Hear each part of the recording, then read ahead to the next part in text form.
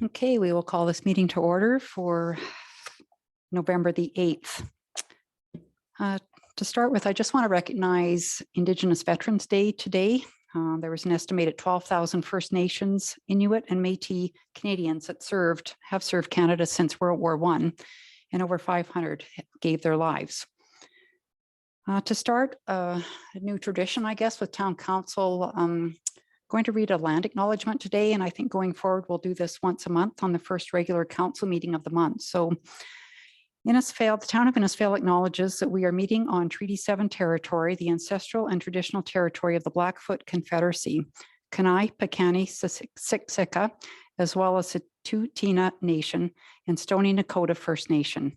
Our recognition of this land is an important step in our continued commitment to reconciliation with our Indigenous peoples. So we'll carry on now with the agenda. Are there any additions or deletions to the agenda? Okay, could I please have someone adopt the agenda? I so move, Your Worship. Thank you, Councillor Harrison. All in favor?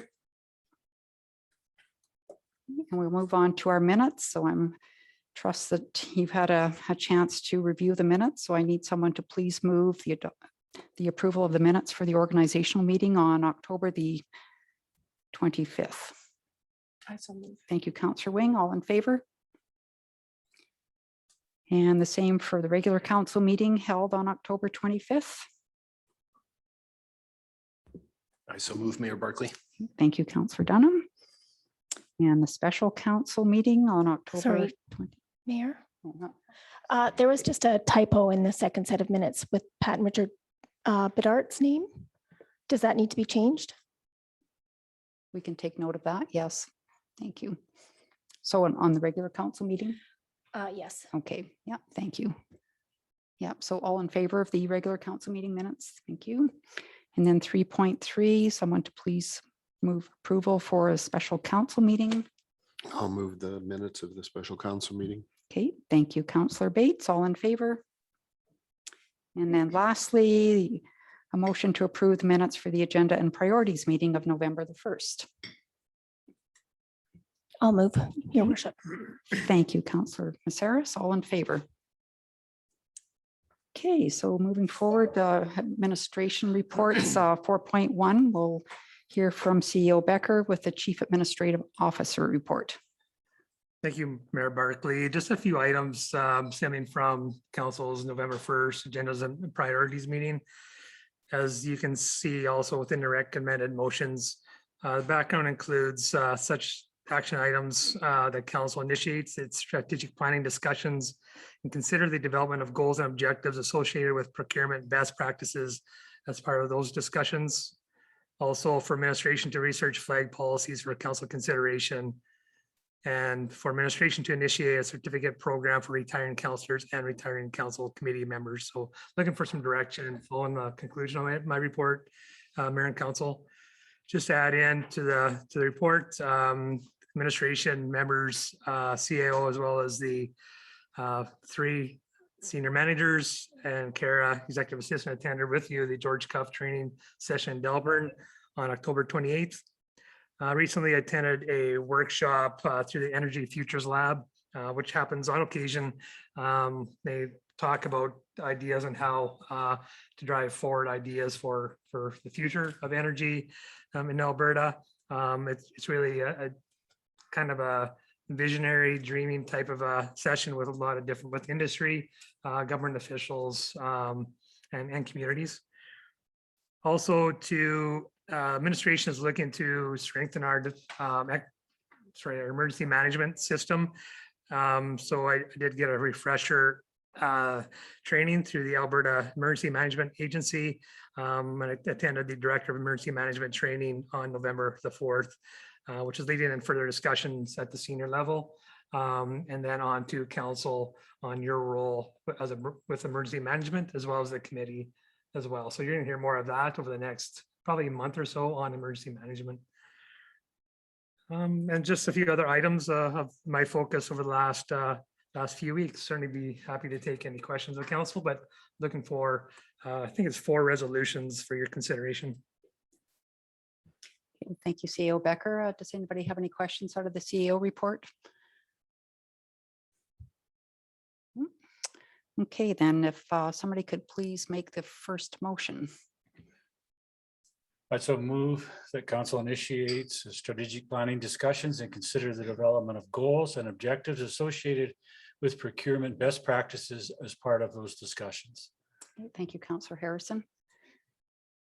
Any discussion about that? I think we've been over it. All in favor? Thank you. And then the next motion, please. Councillor Hystad.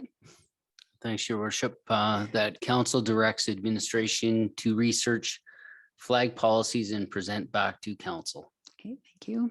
Any discussion? All in favor? And the next motion. Councillor Bates. I'll move that council directs administration to initiate a recognition certificate program for retiring town councillors and council committee members. Okay, thank you. Any discussion? All in favor? And the fourth motion. Councillor Dunham. Mayor Barkley, I move that the council approves the chief administrative officer's report dated November 8th, 2021 as information. Thank you. All in favor? Thank you. So moving on to 4.2, CO Becker with the complaints policy. Thanks, Mayor Barkley. Just part of your onboarding exercise, so I'll throw in a few policies at you just for some deeper dialogue and some understanding. One of our more important policies is the complaint policy. So just want to give council reassurance that we do log track all complaints, formal, informal. We put them into a system and it's put out through computer, through technology to those that are associated with that complaint. And they are aligned based on priority and requirements. So something more urgent, emergent matters come top of the surface, where other items might be shuffled down based on availability to address the complaints. But I wouldn't mind just kind of walking through this policy, just some understanding. And what it doesn't include is counsel. How do you communicate as far as a complaint? Because you are going to receive complaints if you haven't already. It's how do you deal with those? And largely is phone me or put them to me and I'll help you with that process. Depends on the severity, but as a purpose reads, it's intended to enable the town to promptly and effectively address issues. It could be on service delivery concerns, but raised by the public. And it is actually a tool to help us be better within our service delivery processes. As you can see, the definitions are there for your consideration. Probably the two definitions are just point them out: the informal complaints, which is an expression of dissatisfaction related to municipal program services, facilities, etc. And formal complaint is when it's generated when informal complaint is not resolved. So at times, informal complaints would get to my attention, and it's my job then to understand and to potentially bridge that formal complaint onto council as required. So if it cannot resolve at administrative level, then council is an automatic appeal process. Largely, you'll see that within some of our bylaws that you as council is the ultimate appeal table for those formal complaints. But we do our best to resolve best we can prior to coming to you.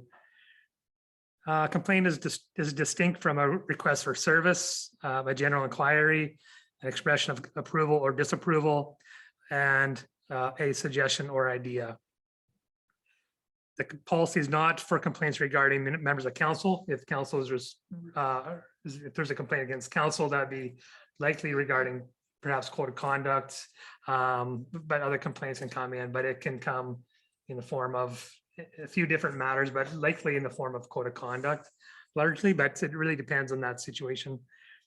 Policy is not for staff members that are employed by a contractor, whereas we would communicate directly with that contracting firm if there's an issue with a contractor that we would do business with. Issues addressed by legislation, a bylaw, policy, or procedure. Not complaints regarding a decision of council or a decision of a committee of council, matters that are handled by tribunals, courts of law, etc. But so this policy does not address those types of situations. So some of the guidelines, customer focused, it's the town will deal with complaints promptly and respond in a format that meets the needs of the complainant. So often we'd ask the complainant, what's your intent with this dialogue? Do you wish to, are you expecting action, or is it just for information? What is it? What's your expectations? Or if a letter comes in to the town, and you can kind of weigh on it, that could be formal, but we often make contact with the writer. You wish to have this move on to council as part of their correspondence or not. So that level of dialogue does occur most often. Guidelines is for continuous improvement. So that's how we measure if there's a trend setting through complaints. That obviously means something, we need to make some adjustments within our services. Important for fair and impartial. So being open-minded with the complaint. Often you'll hear the odd comment of fear of perhaps coming to the office. So the most efficient way to deal with a complaint is actually forward the complainants to the office. But often there's a fear to address. And so we need to work with that. That is a trust issue. We do know that through our Ipsos Reid survey and trust, I think with some improvement requirements there. But if citizens are not interacted in a proper way, then certainly we address that. But we don't avoid those types of conversations if a citizen or business is treated in a way that they're feeling disrespected. Often tell managers that no is a real word that we often need to say as well. So not everything is a yes, but we try to accommodate and provide the necessary information for the understanding of some of those decisions. Accountability and confidentiality as well. Process for complaints may come in few different ways. Verbal complaints are made in person or by telephone. Written complaints can be filed hand delivery, mail, email, etc. Again, we do track those complaints that we receive. Stated earlier, informal complaints. So it's up to the employees that are involved with potential complaints to try to resolve. However, there's always an outlet to move forward if those complaints are not addressed. Formal complaints, we do ask that formal complaints are written. We don't take anonymous complaints and consider them formal. We do ask the complainant to demonstrate where it's coming from to make it formal. Yeah, just a few other items regarding formal complaints. Investigation is carried forward. If the formal complaint is on a department head, then it comes directly to the CAO. If the complaint is with the CAO, it certainly go to the attention of the mayor immediately and onto council as well. So yeah, we research, gather data regarding the complaints, and there's a list there for council consideration. Written formal complaints not often, would almost always be followed up through a written response with an overview of complaints, the details, summary of the facts, etc. Again, not all decisions made at the administrative level are agreed with. And again, appeal process could come to the CAO or to council as part of that process. There's a list of responsibilities for the employees and how they deal with complaints, supervisors, department heads, and the CAO. So that's really the complaints process for citizens and those associated with the town on general operations, etc. Again, for council, we don't have a procedure or a policy associated with the complaints you receive, but I'd advise to make contact with CAO, and I'd certainly help you through some of those.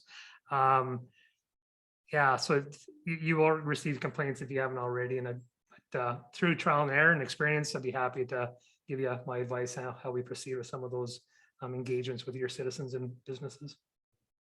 That's my report, Mayor and Council. Okay, thank you. Does anybody have any questions for CEO Becker? Councilor Harrison. Thank you, Mayor Barkley. Yeah, back to when we get a complaint from a citizen and we all get carbon copied on the same email or the same letter, and it comes directly to us. I guess the question that I have is, how should we respond to that? Because the responses are going to be pretty much the same, do each of us respond directly, or do we come through you and we have a sort of a town council response? Like I'm just looking at efficiencies here. Yeah, for sure. Mayor Barkley to Councillor Harrison, really depends, your dialogue happens here. So any decision-making happens within the chambers. And her response could be, we can certainly forward your concerns onto the council chambers for formal discussion. Often is somebody to respond saying acknowledging receipt of your email. So yeah, it really depends, but your decision-making occurs here as we recently learned. So, but acknowledgement of the email being received is always a courtesy. But it's very hard when you have 7 counselors getting the same email, or maybe in slightly different, or some of you getting them and not all of you getting them, which has happened as well. So it's important to try to pull that information into the chambers for face-to-face discussion, if at all possible. But certainly I can advise when those do come in. Okay, thank you. Okay, any other questions? No? Okay, could I please have somebody make a motion that we accept this as information? Mayor Barkley, I'll make the motion that council accepts this complaints policy as information. Okay, thank you, Councilor Harris. All in favor? Great. Okay, and next 4.3, we have the Emergency Coordination Center verbal update from CEO Becker. Thank you, Mayor Barkley. So yeah, so ECC continues to meet every week. We have a few action items associated. I mentioned last week we updated our objectives through the ECC. That was fanned out to the employees this morning. Up to this point, more on the recreation side, we've been working quite well with the user groups, both at the pool and the arena, versus the LLC. And we've kind of put it to them to ensure compliance of the restrictions that are put upon the town by the provincial government through ministerial order. However, this morning, there was some communication with one of the users at the arena demonstrating the unwillingness by the leader of the user group to not comply with the restrictions. Again, not our restrictions, but the restrictions placed upon the town by the provincial government to a ministerial order. I thought I'd bring that to your attention. There is some additional engagement with this user group, but right now it was clear to me that there's no indication to seek compliance by the users. Further, this happened right before lunch. So I haven't had a lot of time to deal with it, but my understanding, there's six teams, and it's the men's rec league to be more specific. For what I understand, 4 of the 6 teams are compliant. However, the organizer of the league, as well as the 2 teams, are stating that they're not willing to comply with the expectations that have been established earlier in the season. So I do need to engage with my team on that. Obviously, we cannot continue on with that league the way it is right now. We do require acknowledgement of compliance. So we have a couple options and kind of brainstorming. We're looking for your feedback, advice, and expectations. We could, cancel bookings for the league as an option to while they work on compliance, or we could work with the 4 teams that acknowledge compliance and work with them to continue on with their bookings. Or we can come back to you for additional resources to ensure compliance at the door, like other municipalities are doing. So there's a mixed bag, but up to this point, we've been really flexible with the users. They've done a really good job, and we have not pushed too hard on that, respecting that they would be in compliance. But with my dialogue this morning is really clear that of what those expectations with that group moving forward. So not great news for you, council, but certainly looking for some dialogue and some feedback and questions. Again, expectations would be great. I'm not sure if Megan has anything further, but I think I've covered it mostly. Okay, anybody like to, Councillor Hystad? Thanks, your worship. I think, my opinion is if you have 4 teams out of 6 that wants to comply and work with the town, for sure, let's work with those groups. How I look at recreation and everyday life is, we could have 4 groups that want to have, some wellness in their life and making sure that, this crazy time that we're in, there's some opportunity to get out and exercise and be productive and be healthy in their lives. And that's how I'm looking at it. It's unfortunate that you have a couple groups that don't want to comply with these regulations, but that would be my input. I wouldn't want the whole league to shut down. I used to play in the rec league for 20 some odd years, and that was my way of getting out and burning some energy and having a couple beer or whatever, and getting away, with your buds. So thanks. Thank you, Councillor Hystad. Councillor Bates? I agree. I'd like to see us work with the 4 teams that, and then I don't know specifically what you do with communicating to the other 2. I guess you need to have a communication plan, because maybe one of them is close to coming on side, or maybe they don't even realize exactly the status of the league. Thank you. Councillor Dunham? Mayor Barkley, CEO Becker, have we had communication just with the single individual, or have we had communication with the 4 teams that are willing to comply? Mayor Barkley, Councillor Dunham, it's just occurred to me later in the week what the staff were facing. So I interjected due to sensitivity of what I saw in the dialogue to the staff. We have not reached out to any of the teams at this point, only to the organizer or the main contact. For what I understand, it's a new contact for the league. So staff reinforced, here's the expectation that has been recently portrayed to the previous organizer. And then that's when the feedback came back saying, no, this is not quite how it's going to go.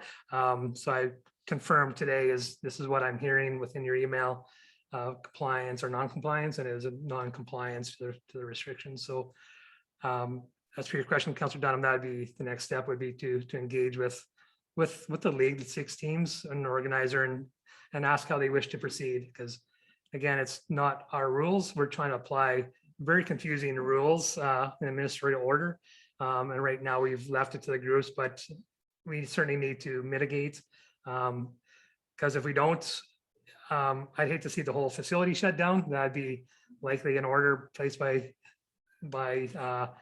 AHS, likely, as they've done with businesses, or subject to fine, or both. And that's something I'd hate for the town to be faced with 2 teams considered not to be compliant at this given time.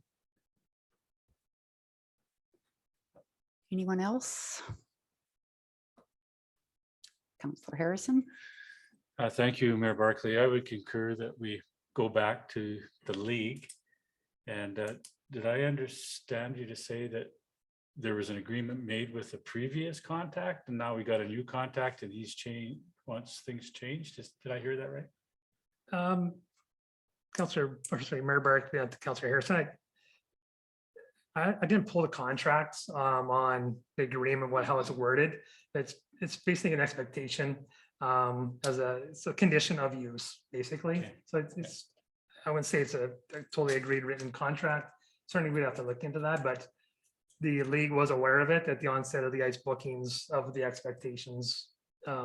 Is there anybody happy with them? No, including us as administration, but we do understand what we're required to do to maintain the operations of the facility.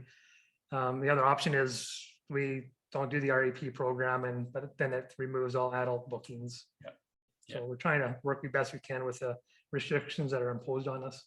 Yeah, well, I fully support going back to the league and having that discussion, and then dependent upon what comes out of that. But we should work with the people that are the players that have made the effort to concur, and stress that these aren't our rules.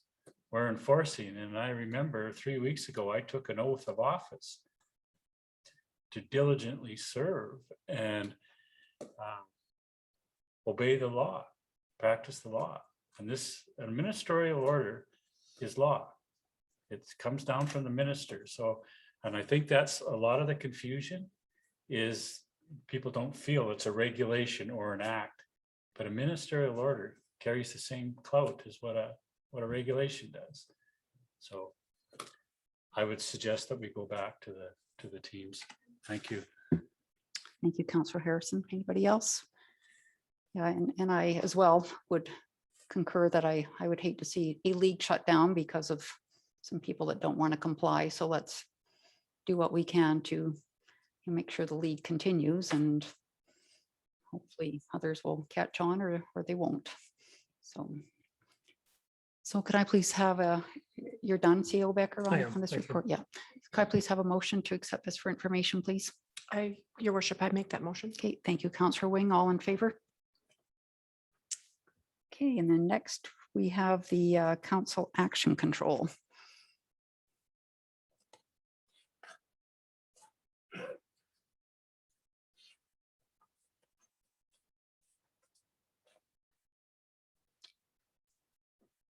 Anyone have any questions about anything they see on here? I think it's all been updated. And Councillor Harrison? Just a question regarding the Métis flag. Did we receive one from the Métis Nation? Have we? Mayor Barkley, the Councillor Harrison, sorry, I'll get okay. used to your Call me new name. whatever. It's okay.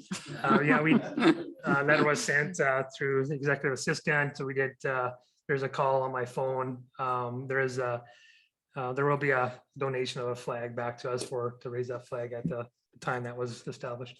Okay, thank you. Okay, no other questions. Could I please have someone make a motion that we approve the action control as information? I'll make that motion. Thank you. that we- Thank you, You're Councillor. calling it the action control. The action That's what- control. okay. Yes. Thanks. Thank you, Councillor Hystad. All in favor? Okay, and we'll go on to 5.1, the respectful workplace policy. Director Kennedy, looks like Thanks, we'll Mayor deliver Barkley. that. Thank you. Yeah, so just presenting to council a quick update, couple updates on the respectful work rate policy that we had signed off in June. What we did is we went to roll out the policy with the departments, and a few questions got raised in that rollout. So we thought we would take it back and look at doing some additions to it just for that clarification from some staff that had questions. So within the policy, I won't go through the whole thing, just the updates. If you have any questions afterwards, feel free.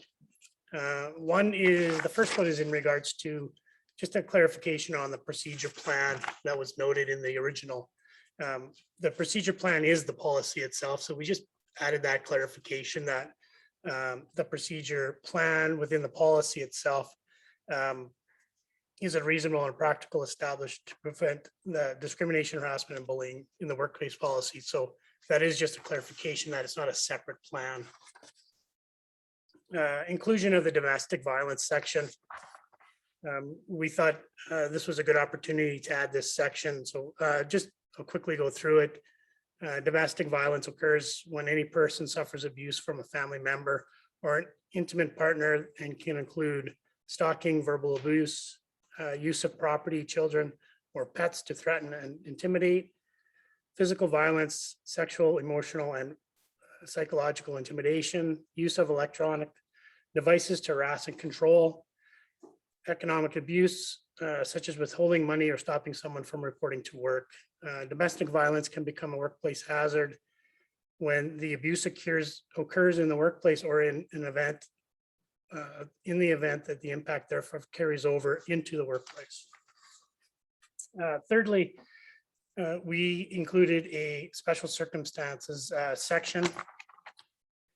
And this is if any employee has a legal court order, for example, a restraining order or no contact order against an individual, the employee is encouraged to notify his or her supervisor, and to supply a copy of that order to the Human Resources Department. This will be required in instances where the employee strongly feels that the aggressor may attempt to contact them at work in direct violation of the court order. As such, such information shall be kept confidential. The updated policy and identified items were reviewed and discussed within the Joint Health and Safety Committee, and therefore recommended proceeding for approval by council. So we would be looking for a motion that council approves the updated workplace policy and also repealing the previous policy in June. Thanks.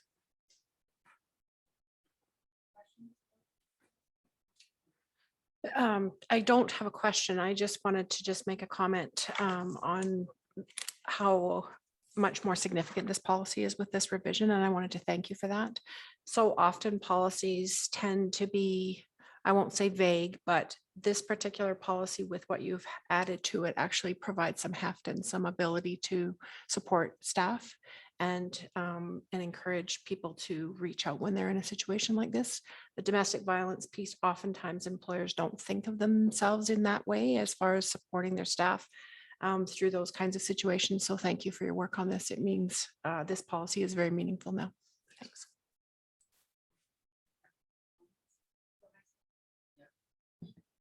I would agree with Councillor Wang. It's actually a really good policy. I guess my question would be to Stephen. Is that what's your title? I'm just learning your title, so I apologize for that. Director of Operations, right? Okay, Director Kennedy. Yeah, Director Kennedy. Okay, Your Worship. Thank you. I guess my question would be is, do we do a review with the policies such as this with the staff on a yearly basis, or how does that happen? I'm just kind of curious because it's a great policy, but it's good to refresh our new staff and long tenured staff with policies such as this. Thanks. So yeah, we do typically, any new employees would go through the policies we have in place. And then policies do get reviewed every 3 years at a minimum, 3-year review of all policies.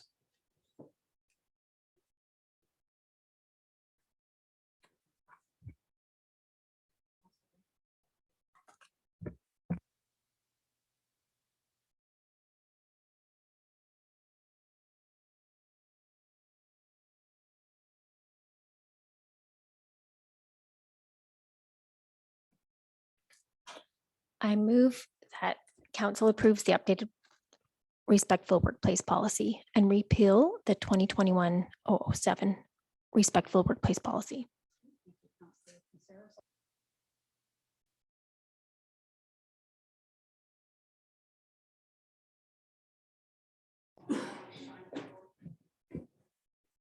Thank you, Mayor Barkley.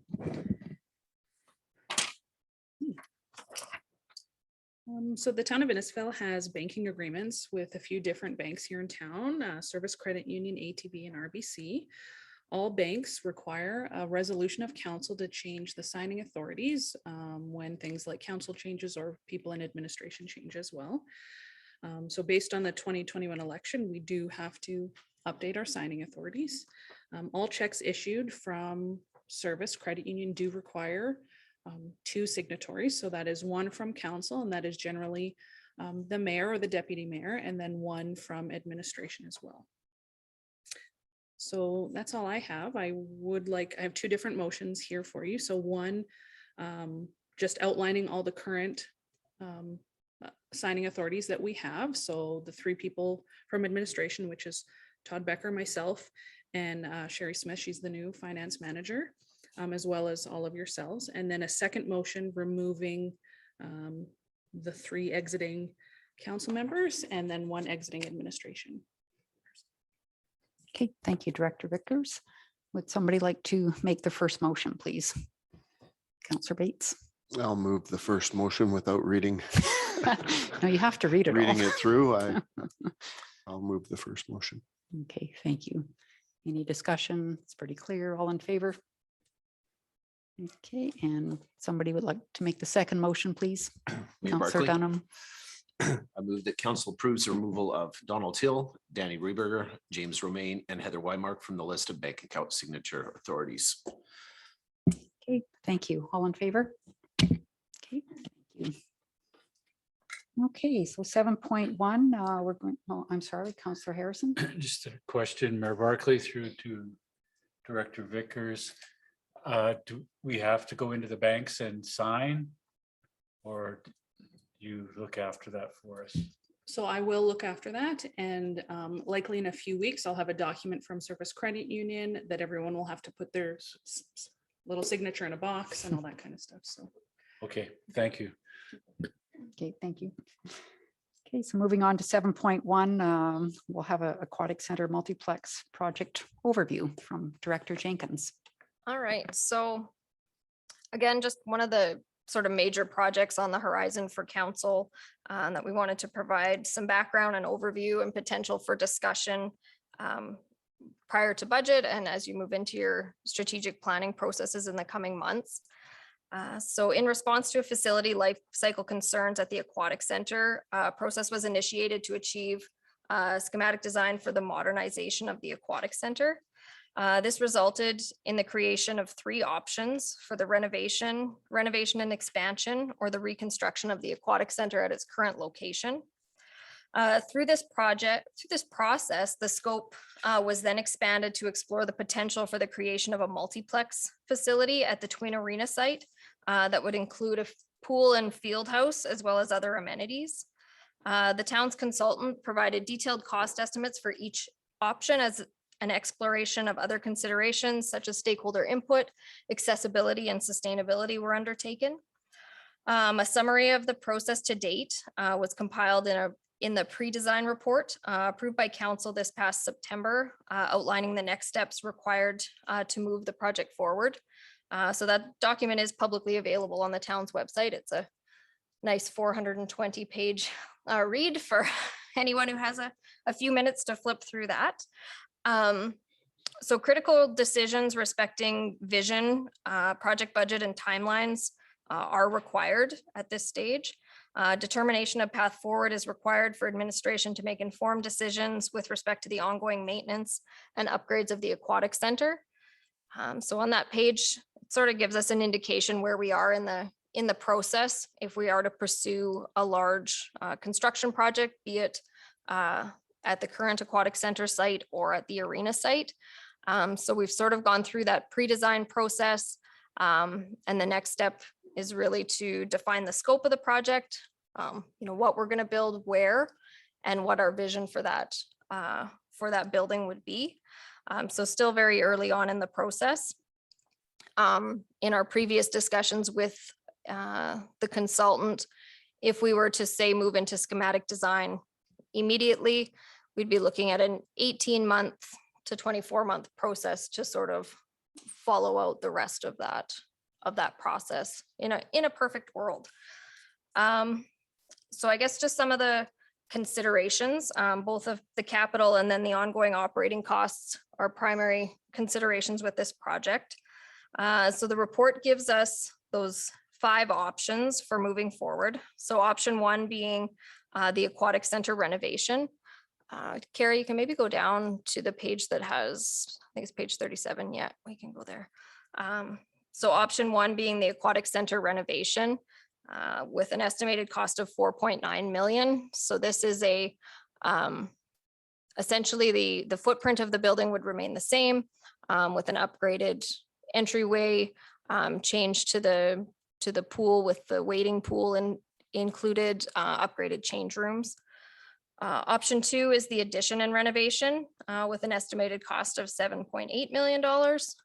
So this is the pool basin area stays the same, the addition of a waiting area, and then an expansion on the east wall to allow for expanded change rooms, multi-purpose rooms, and an improved foyer access area. Option 3 is an Aquatic Center new build. So the estimated cost of this is at 14 million. So a substantial increase in the footprint of the building as well as some of the amenities included within in the space. So then option 4, you can go down probably to page, I want to say page 40 is probably the best image there.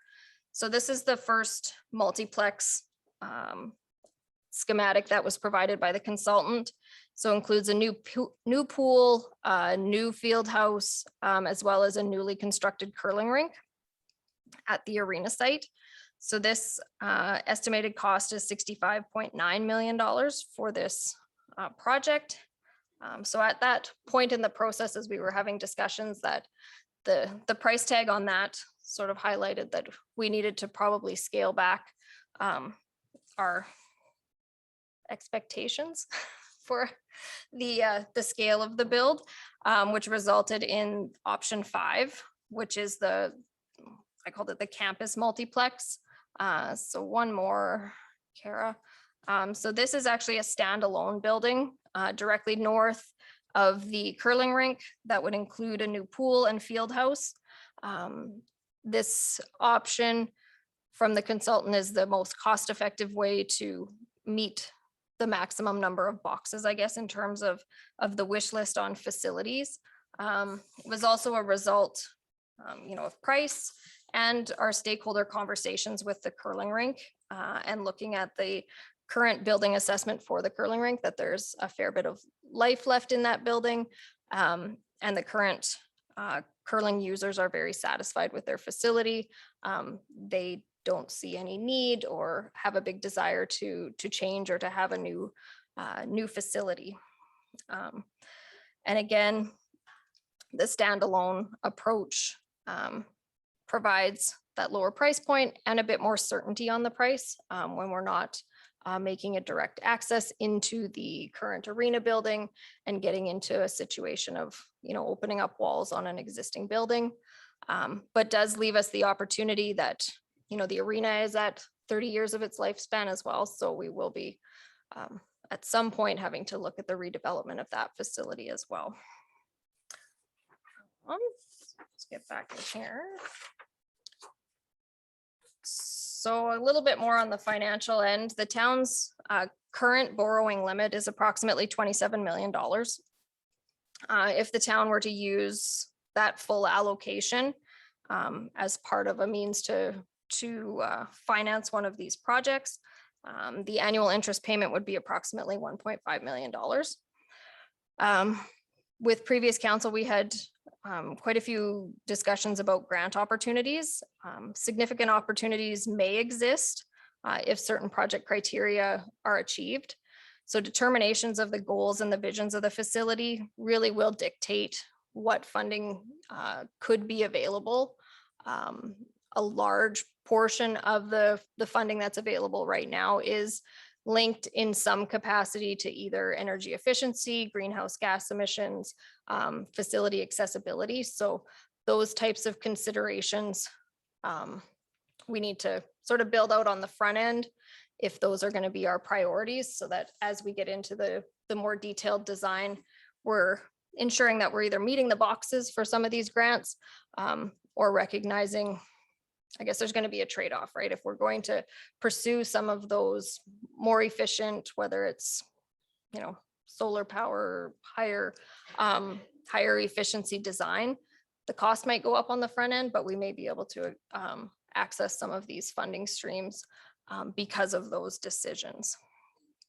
So really an opportunity for council to ask questions if there's any ideas. Definitely a big decision and lots to consider on this project. Thank you, Director Jenkins. Questions? Councilor Maceras? Thank you, Mayor Barkley. To Director Jenkins, are the grant opportunities exclusive? Can we have more than one, or can we just take one? It depends on which streams. Most of the federal ones we can stack. Same with that community facility enhancement. They're not exclusive, but yeah, it does depend. Some are more restrictive in that sense than others. Councilor Bates? Since Councillor Macero's asked a question on grants, I'll stick with grants for a second. The green municipal retrofit one. So because it's a retrofit, would that only apply to the pool in that you're trying to add the field house? Correct. So that one would only apply to option 1 and 2 as a facility But- retrofit. So would it also possibly apply to the combination, but only the pool portion? How does that? From what I read, it's not a replacement. So by replacing the pool in a different location, it's to retrofit an existing Okay. building. So it would be limited to option 1 or 2. And that, just a little more detail, that one is a option of up to $5 million. You get 25% as a grant and the remainder comes as a loan of that 80%. Okay. Well, since I have a hot mic here, as I've experienced the different estimates go forth, it seems like they've mushroomed. I mean, I can remember the very first time we looked at renovation and it was way less than what we're seeing now. I think I heard you say the new build at the amount that was here, that would work either at its current location or down at the arenas. The new build estimate, yeah, So that 14 million, if You could that's build what it that is, pool. you can build a building down Mhm. on some kind of a footprint down there that somebody could future envision. Which is kind of Yes. another option that I'm, you know, it'd be stage 1 of, My understanding that the cost estimates are largely based on square footage, based on what you're building. So yes, that Okay. would be accurate, whether we were rebuilding at the pool site or we were building at a new location. and then the other thing that I don't think we've ever moved towards is even starting to discuss with the groups, you know, what their user fees might be as affected by whatever we were to embark on. At this point, And- we don't have a lot of information to form the basis for that conversation, other than they would probably go up. And I guess Which, it's just that I'm aware certainly of other towns that have done things, and obviously the user fees had to be impacted considerably. And so it's a circle that you have to close all the loops and check all that out. Thank you. Anyone else have any questions? Yeah. Councillor Harrison. Thank you, Mayor Barkley, through to Director Jenkins. The green funding, we talk about, it would be about 2 years just in the schematic design. We get into that, we've made a decision to go somewhere with this. How long are those grants good for? Could we commit, or could we get a commitment from the government on the grants now for a build in, judging by this timeline, this Gantt chart, it's probably going to be 4 years out at least? Or do we have to sort of make it, it's like Councillor Bates says, it's sort of the chicken and the egg thing, right? well, we need at least schematic design to apply for these grants. We can't submit until we have a pretty firm idea of what we're actually asking for and what Okay. we're building. And then most of them, depending on the scale of the project, is probably up to 24 months to be constructing. Okay, so we're out 18 months. It's going to take 18 months to get to a point where we can apply for grants.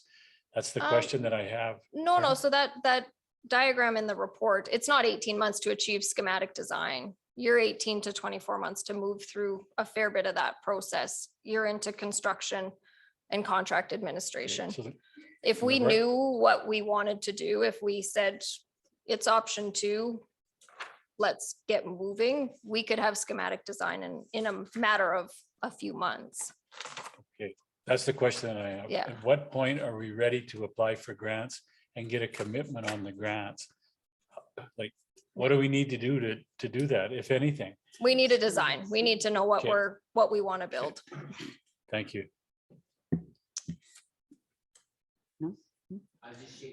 Okay, all right. Councillor Wing. Thank you, Mayor Barkley, and through to Director Jenkins. So I clarification as to what you are asking us to do today, and then the opportunity for us as we go into more of a strategic planning conversation over the coming weeks and months. Just because I'm new to this conversation, it feels this, and so this is not a criticism. This is just my initial observation. It feels to me, guess what? It feels like we're building another municipal facility. And I really wonder if it doesn't behoove us to take a step to the side and say, what do recreational facilities look like in places that are not 100% administered by a municipality? So I don't see an awful lot of revenue generating thinking being into the plans or the thinking that we've had put in front of us yet. And so I hope that when we are doing some strategic planning, we can talk about what do other places do that don't have the benefit of the taxpayer to keep facilities running. So I'll give you an example. And then, as I said, I hope we can talk about this further. If we look at Red Deer has 5 arenas, 5 or 6, I think 5 that the city of Red Deer owns and operates. Westerner Park has the Centrium. The college has the Gary Harris Canada Game Center. All 3 of those facility owners have to compete with each other for minor hockey ice rentals. That means that Westerner Park and the college have to charge the same amount as the city that supports by 50% the operations of their facilities, right? So I just think that there are some other ways that we can be looking at these kinds of spaces or facilities from the perspective of food service or retail, like retail revenue or health services revenue or conference revenue. I understand how much we're looking at on the expenditure side. I would really like this council to take time to look at the revenue side of the equation. So I'll start with the first part of your question in terms of what are we looking for from you today?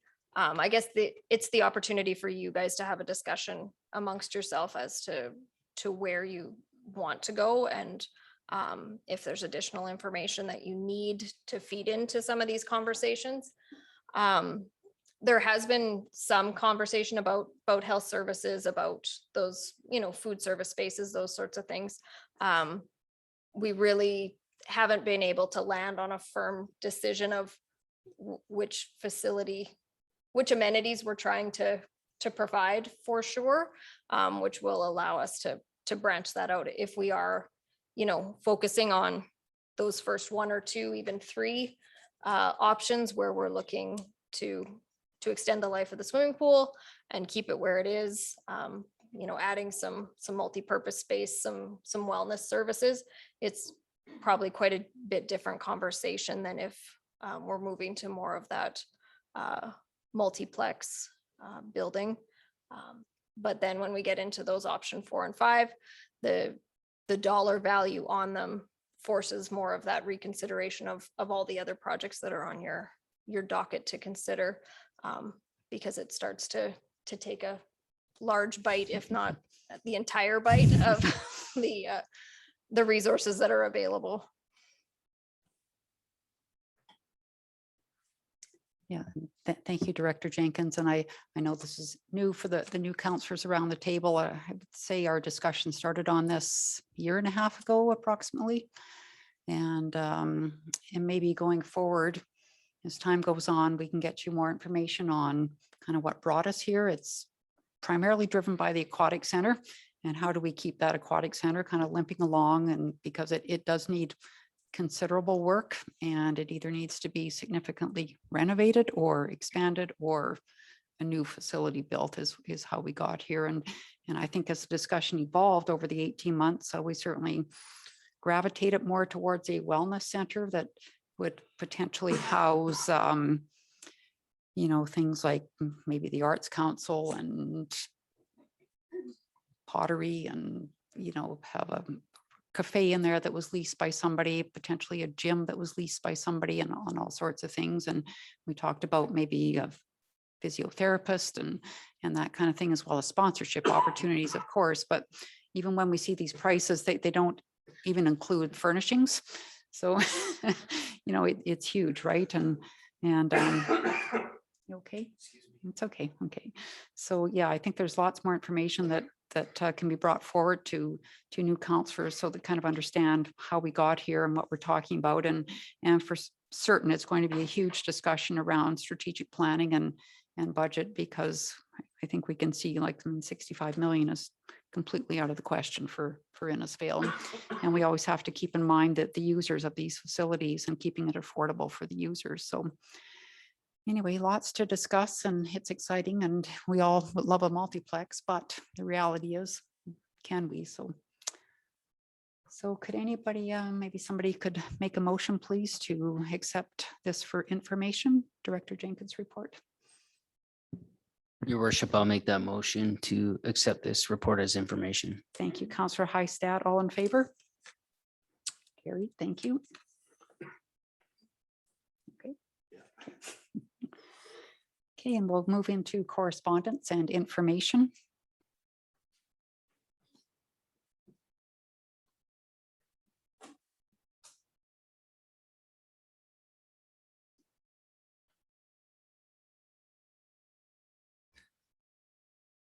If I may, Yeah. Berkeley. CO Becker. Just to point you to the school site joint use and Mhm. planning agreements. This is the requirements of the Municipal Government Act. This is an actionable item. We'll come back to you during the strat planning sessions to the new year and make sure it's tagged. It has to be completed within your term. So it's something we need to identify with. It's an engagement with our school divisions, making sure we have understanding of the use and of the facilities, but also the land requirements, et cetera. So I just want to point that out to you. Okay, it's going You'll to see ask that about again. that. Yep. Perfect. Thank you. If you don't mind, I'll just continue rambling on. Yes, please. I did include the bridging the municipal funding gap, and I thought is a really good article found in the Mountain View paper online. Is just a relevance to the discussion happening in St. Albert on education tax versus property tax, and you'll find out in time through Director Vickers that when we collect taxes, we are required to collect the educational tax as well. But we don't get any of those dollars. Those go back right to the province. So just a few things associated with how things work with municipalities in Alberta. So I just put it there for your attention. And I also believe, Director Vickers, if somebody doesn't pay the property tax, we still pay the education tax portion to the province, regardless of whether we collect it or not, correct? Yeah. And just moving through the assessment review board, it used to be local. The assessment review board used to be driven through a local board. Now it's through a regional assessment review board. At least once a year, if not, it's likely once a year, the assessment review board, I think is administered through the city of Red Deer. They will post for advertisement for citizens of the region to sit on the assessment review board, just to help with some appeals on assessment. So this is what this notification is. And they're asking for consideration of administration in the near future if we wish to be on the nomination committee to help vet through the applications.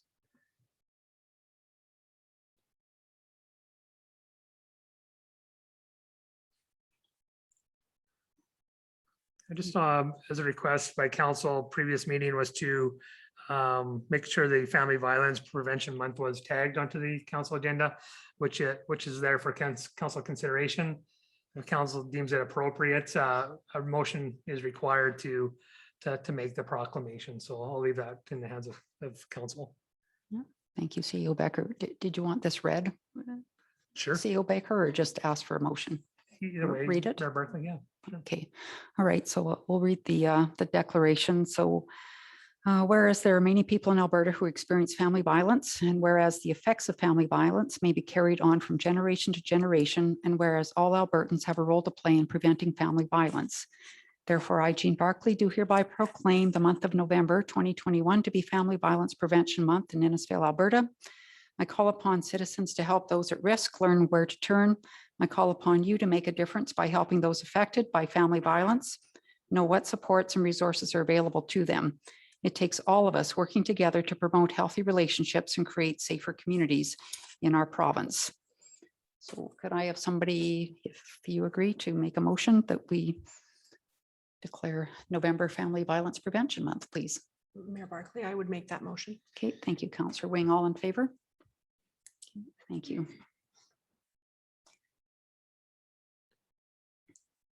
This, yeah, just go on to the next one, please, Kara. No, not that one. It's okay. Do you have anything with the, Just awareness to wastewater. council, Mayor Barclay, preliminary notice from the South Red Deer Regional Wastewater Commission. As you know, we have a councillor appointed to the commission. They have all governance responsibilities, and they're put in place to make decisions based on regional wastewater. They're giving you a kind of a notice here saying that of the increases projected for the 2022 utility fees.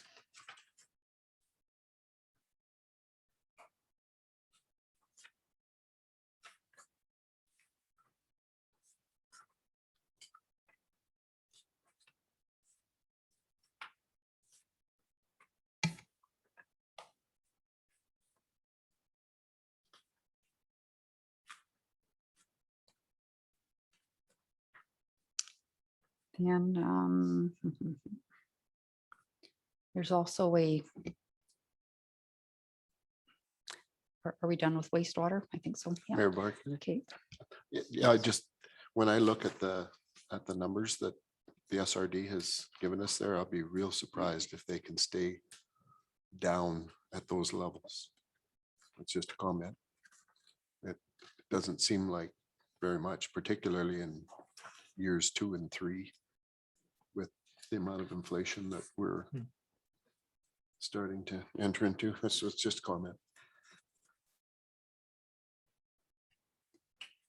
So there's also a letter in the correspondence package. An email came in from Bill Hoppins looking for the town to give a letter of support to Our Lady of Peace Catholic Church in an application that they are making for an Alberta Security Infrastructure Program grant. And if someone wishes, I would like someone to make a motion that we give a letter of support to them.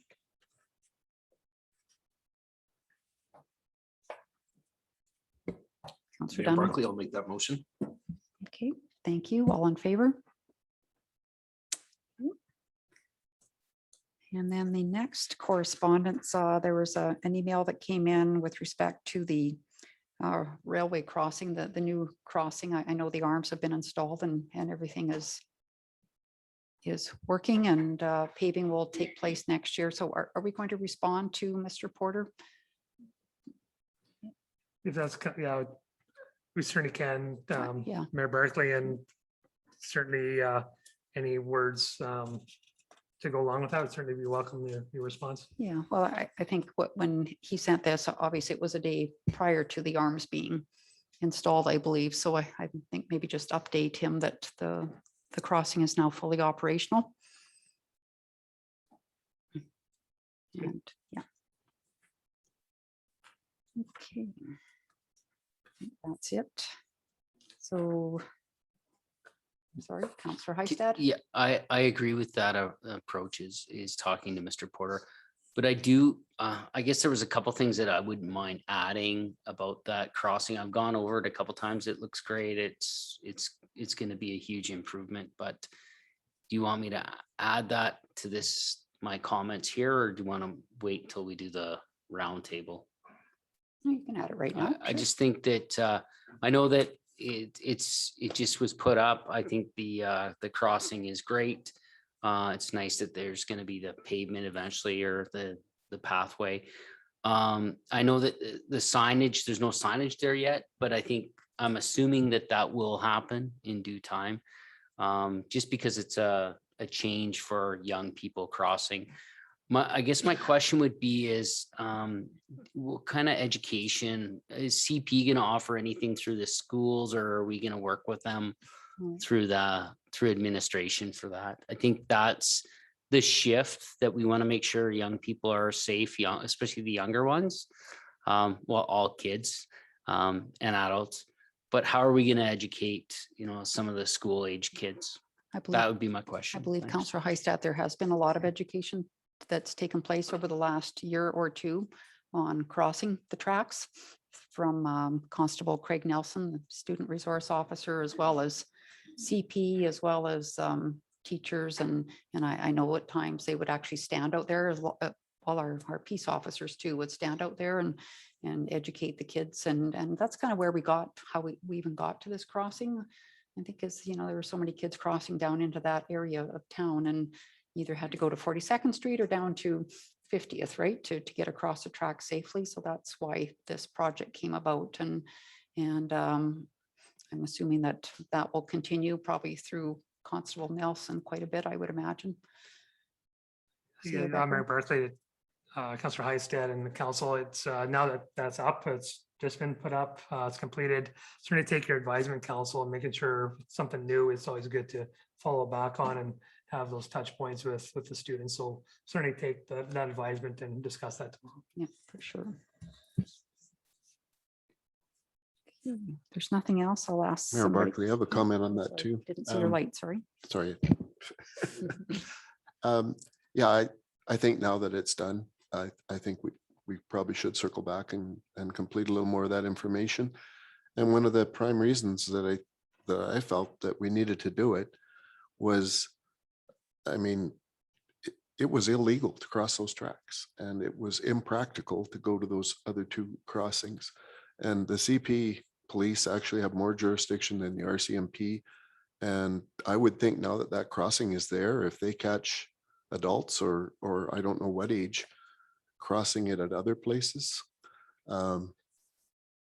it could be real severe what they pass out now that that crossing is there. And it's ironic. I remember a few months ago crossing the 42nd Street crossing, looking back up the tracks, and here were a whole pile of kids walking down the tracks instead of on the path right beside them. And it was not snowy.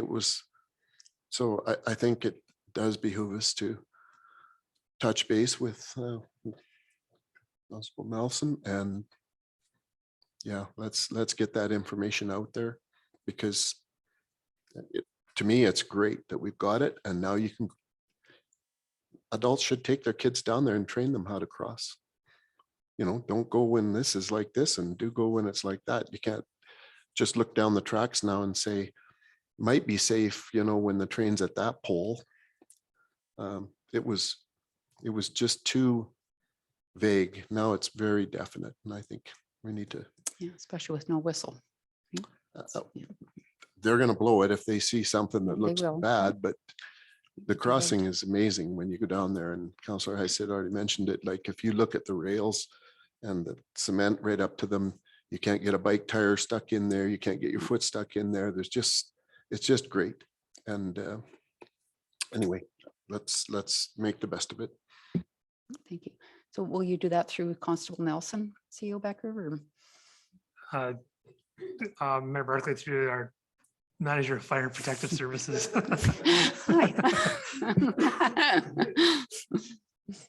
He's being so quiet out there. Perfect. Okay, thank you. Thank you. So could we have a motion to accept the correspondence as information, please?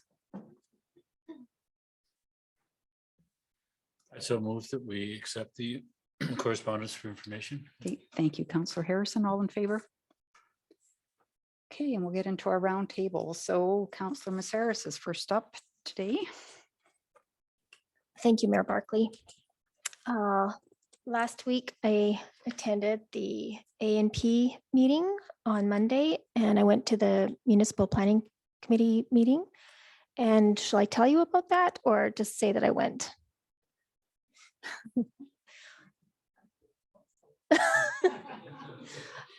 The chair and vice chair were elected, and we made decisions on 2 permit requests. And I attended the Cape social on Thursday evening. Thank you. Thank you, Councillor Dunham.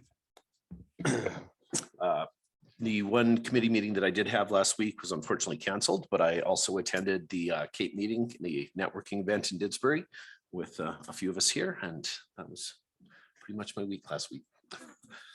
Councillor Wing.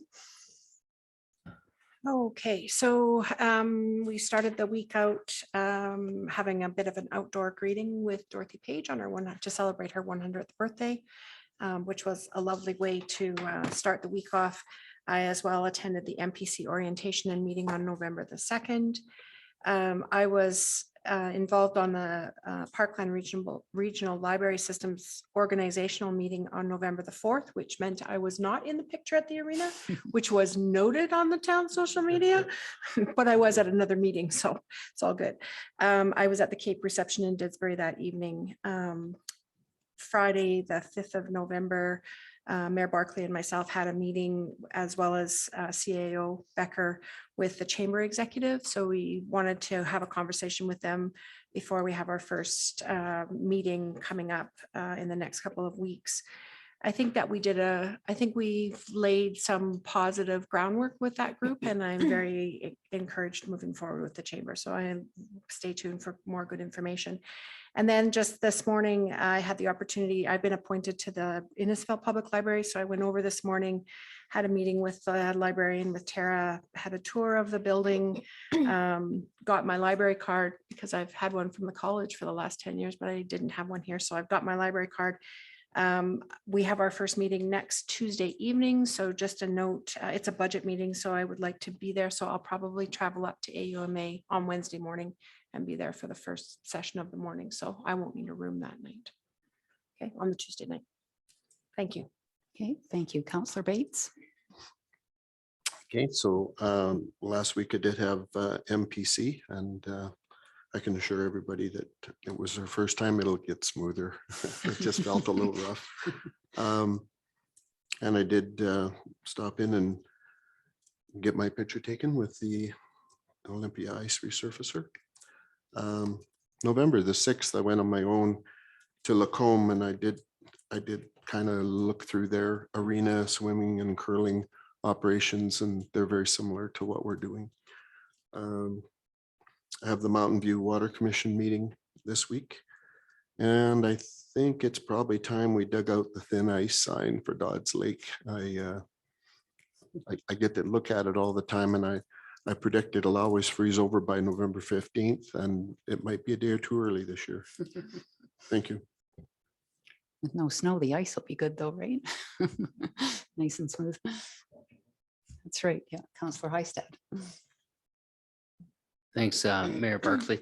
I did as well. I went to actually Mayor Barkley and a few of us went to see Dorothy Page for her 100th birthday, which was a really nice acknowledgement. So thanks for doing that and setting that up for us. November 17th, I had a historical village meeting with Councillor Harrison. So we spent a couple hours together, and it was actually a productive meeting. We found it was, they have a number of events that they want to get ready for next year. And then I went to see the Olympia as well, the ice surfacer, I guess that's what Councillor Bates called it, sir. It was a good week and a bit. Thank you. Thank you. And Councillor Harrison. Thank you, Mayor Barkley. I also attended Mrs. Page's 100th birthday. It was very nice. I attended the arena celebration for the Olympia, and I was at the village meeting, but not as a council rep or anything to do with Innisfail Town Council. I've been elected as the treasurer for the society, so that's why I was in that capacity there. And I just met this morning on the transition with the museum. So, and I would concur with Councillor Hystad. I think they've got some neat stuff that they're going to be doing over the next, 6, 8, 10 months. So I think stay tuned. We're just in the planning processes now. So I plan on attending the Remembrance Day services this Thursday coming up at the Legion. We do have the event open to the public at 1 p.m. till about 6 p.m. Feel free. We've got live entertainment. There's a band coming up from Calgary, so it should be good. I think that's about it. Thank you, Mayor Barkley. Perfect, thank you. Yes, I think the highlight of the week was Dorothy's 100th birthday party. We went up to Sunset Manor and she came outside, which was lovely, and a resounding happy birthday song that council sang quite nicely. We gave her a set of earrings that we purchased from Ingham Jewelers, and Garth wrapped it in beautiful pink wrapping paper with a nice bow. So I think it was a lovely day. Her daughter was there and took some pictures and stuff. So that was a lot of fun. Friday, CEO Becker and Manager Leith and I met with Staff Sergeant Matichuk and one of the corporals, and I know Sergeant Matichuk will be coming to council in the near future to meet all of you. I was also at the Olympia ice resurfacer unveiling, which was, it's pretty cool to see. As Councillor Wing mentioned, we met with the chamber last week as well with CEO Becker. Was at the Central Alberta Economic Partnership by elected officials get together in Didsbury on Thursday. I was at Remembrance Day ceremonies at Penhold representing Innisfail last Friday. And then I will also be at the Legion. Actually, there's an outdoor ceremony at the Sanataf, of course, gather around 10:45. And they'll be laying up the wreaths. And of course, everybody is welcome and would love to see everyone there. And as Councillor Harrison said, after that 1 p.m., the club room opens up for anybody that wishes to partake in that. So I think that's all in that respect. So we will move on to open mic. Is there anyone on Zoom, Kara, that would like to say anything? If anyone does, please put your hand up and Kara can acknowledge you and let you speak.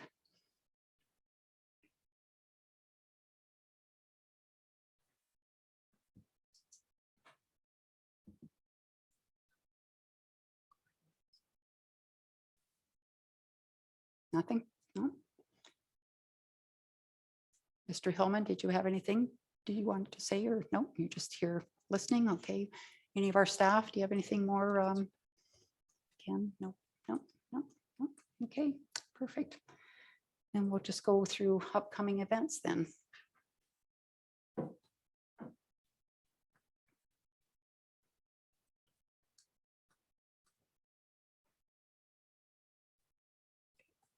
Okay. Any questions about that? Or